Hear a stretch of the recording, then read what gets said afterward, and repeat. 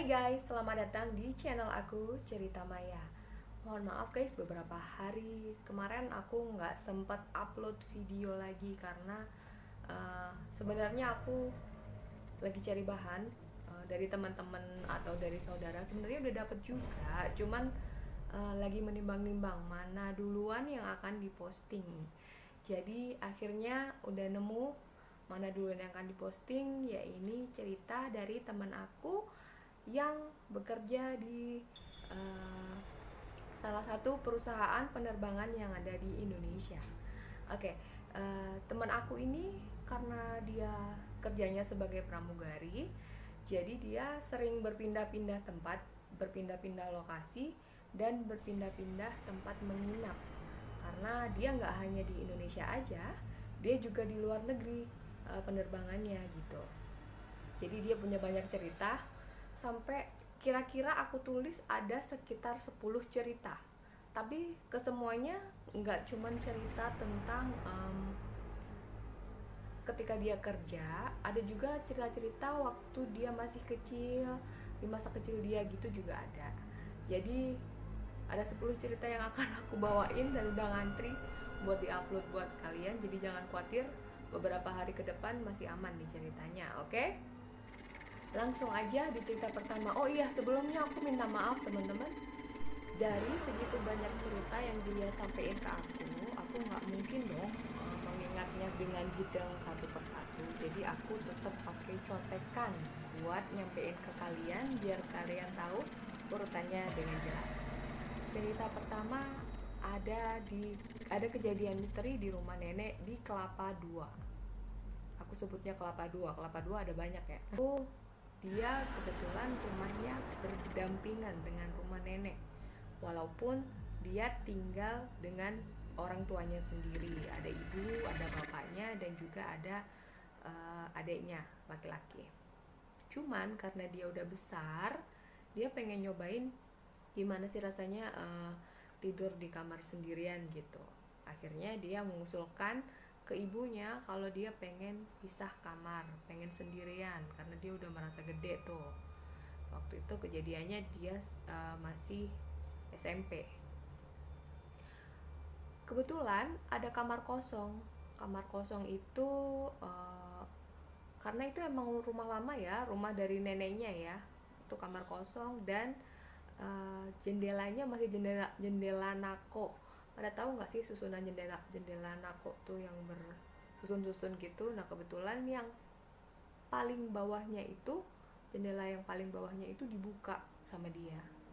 Jadi maksudnya biar ada udara masuk, biar ada hawa gitulah ya, biar nggak terlalu pengap karena cuman ngandelin kipas angin aja kadang juga masih gerah kan.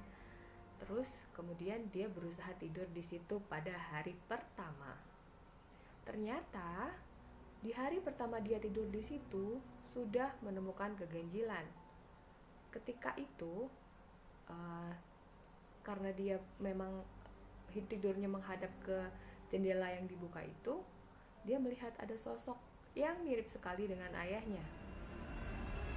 Dia sadar itu ayahnya saat itu. Ketika dipanggil-panggil, itu noleh dong. Jadi sosok itu berdiri di bawah tiang listrik yang ada di depan kamar si putri ini. Kemudian si putri panggil, dia pikir itu papanya, dia panggil aja dengan santai, "Pah, pah, pah, pah," gitu kan.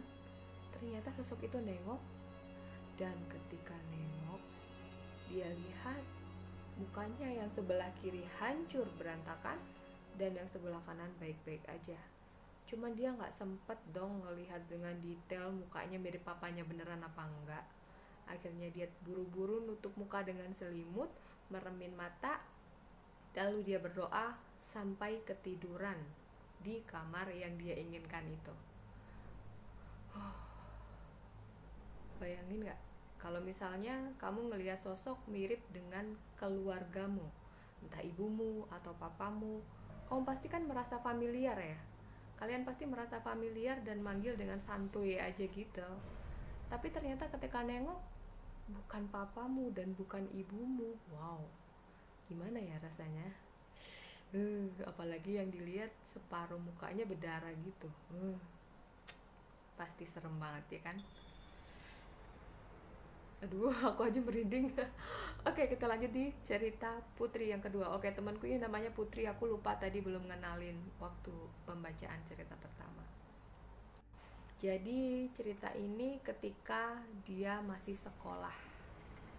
Dia akan study tour ke Jogja bersama teman-teman sekolahnya, naik bis rombongan. Nah, teman-teman, siapa yang pernah juga rombongan study tour ke Jogja? Udah pasti deh semuanya.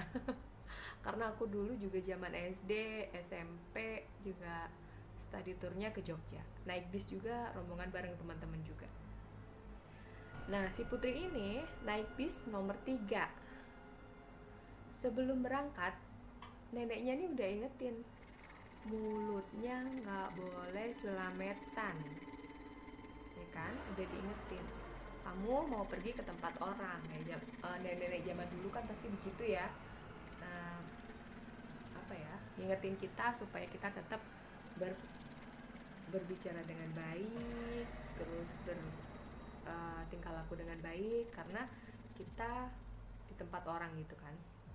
Terus kemudian udah diingetin dan dia inget aja itu selama di bis. Kemudian dasar emang dia mulutnya nggak bisa dijaga kali ya. Ketika melewati daerah Cirebon, kurang lebih 1 jam setelah Cirebon, dia refleks aja ngomong.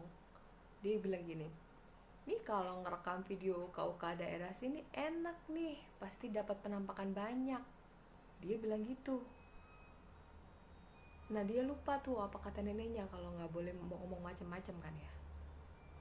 Nggak lama berselang setelah dia ngomong itu, di sebelah tempat duduknya kan ada kaca bus yang gede banget itu. Di kaca bus itu langsung nemploklah sosok wanita, rambutnya berantakan panjang, matanya merah, dan dia ketakutan. Wanita itu nempel di bis begini, di jendela bis, dan gak lepas. Dia takut dong. Gimana? Baru selesai ngomong langsung dikasih penampakan kayak gitu. Nah, kemudian dia masih berusaha menyangkal, oh enggak, cuekin aja, itu nggak benar, aku cuma halusinasi. Dia berusaha seperti itu.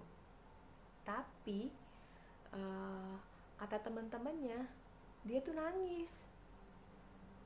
Jadi mungkin saat di bis tuh temen aku ini kerasukan kali ya.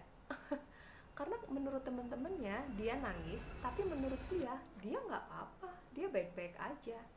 Kan aneh tuh. Kalau menurut kalian dia ngapain tuh? Kok bisa begitu? Serem ya. Setelah itu ada lanjutannya lagi. Tunggu bentar. Sorry, tadi abis balik bukunya ya kan. Karena catatannya ini panjang dan aku harus cerita detail, jadi sampai berhalaman-halaman, jadi aku balik dulu bukunya, oke? Dan setelah itu dia udah berusaha santai lagi, ceria lagi, dan nggak mikirin apa yang tadi dia lihat. Kemudian di tengah malam ada kejadian aneh lagi dong. Saat itu masih di dalam bis, lokasinya di tengah-tengah persawahan gitu. Nah, di persawahan itu kondisinya kan di tengah sawah nggak ada lampu nih guys, tapi dia bisa ngelihat sosok hitam mirip Pak Tani gitu loh. Sosok hitamnya itu mirip Pak Tani, ada di pematang sawah. Cuman kok dia nggak mikir ya, tengah malam Pak Tani di pematang sawah ngapain ya kan. Dia masih dengan logikanya, oh ya ampun keren banget Pak Tani tengah malam masih di pematang sawah jagain sawah ya kan, dia mikirnya begitu. Tahu-tahu nggak lama berselang, karena bisnya ngebut ya, tapi dia masih sempat menangkap kejadian itu. Dia lihat Pak Taninya Jadi di pinggiran sawah itu kan ada pohon berjajar nih. Kalau di jalan raya biasanya tuh pokoknya pohon berjajar di pinggir jalan. Pak taninya itu berjalan naik. Naik tuh dari pohon sini ke sini ke sini ke sini ke sini gitu. Jalan kayak gitu, melompatin dari pohon satu ke pohon lain.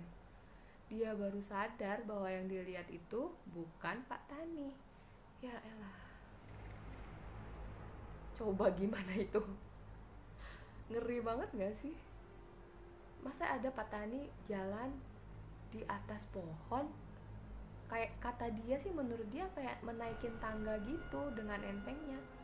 Masa iya orang lompat dari pucuk pohon satu ke pucuk pohon yang lain? Kan gak mungkin. Kalian ada yang pernah ngeliat kayak gitu gak sih? Kalau ada yang pernah, jangan lupa ya, kirim DM cerita kalian di cerita_maya. Aku tunggu dan aku akan bacain ke kalian semua cerita yang kalian share. Oke, lalu masih ada lanjutannya nih cerita di bis. Ketika sampai lokasi alias sampai Jogja, itu pagi ya, sampai Jogja itu sekitar jam 8 atau 9 pagi perkiraan. Temennya yang satu bis itu, dia ada di bis 3 kan ya. Temennya yang satu bis itu bilang dong ke dia, teman-teman, tadi di jalan pada lihat nggak? Masa kita tadi pas papasan sama kereta api, panjang keretanya, cuman pas aku perhatiin keretanya udah lewat, relnya nggak ada. Astaga, kata temennya itu, menurut temennya itu, perjalanan yang dia ngeliat rel kereta api itu nggak jauh dari lokasi teman aku si Putri ini yang ngeliat si Mbak dan si petani tadi. Nggak terlalu jauh dari situ. Jadi memang teman-teman yang lagi di perjalanan atau yang mau jalan, tolong deh ya dijaga mulutnya ya, biar nggak ada kejadian-kejadian yang dialamin kayak temenku ini. Soalnya ngeri banget sih kalau sampai ada gangguan. Itu untungnya dia sebis itu pada kenal. Nah kalau kita naik bis di jalan, mau mulutnya culametan, terus sebelahnya nggak kenal, depannya nggak kenal, pinggirnya nggak kenal, ya wassalam ya kan. Jadi bisa kita diturunin di tengah jalan ya kan. Aduh, jangan sampai deh. Oke teman-teman, segitu dulu cerita dari aku. Kita ketemu lagi di episode berikutnya. Jangan lupa like, comment, share, dan kalian DM cerita_maya. Sampai ketemu lagi. Bye bye.